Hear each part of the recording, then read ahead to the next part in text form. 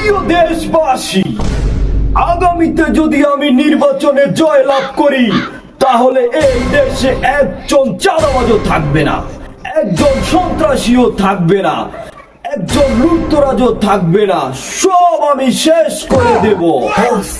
আপনি যে সাদাবাজ সন্ত্রাসীর কথা কইতেছেন, তাহলে তো সব আপনার দলের থেকে চলে যাবে। কি বলো?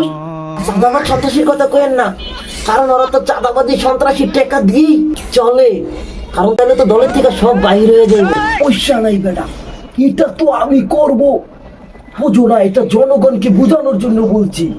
আমি চাঁদাবাজি সন্ত্রাসী যদি না রাখি তাহলে কি আমি নির্বাচন করতে পারবো? আমি জনগণকে বোঝানোর জন্য বলতেছি, তুই বুঝোস না? হ্যাঁ, বুঝতে পারছি, মানে এটা জনগণকে বোঝানোর জন্য আপনি বলতেছেন। ঠিক আছে ঠিক আছে ঠিক আছে বস। বুঝতে পারছেন? একজন চাঁদাবাজ সন্ত্রাসী আমি রাখবো না।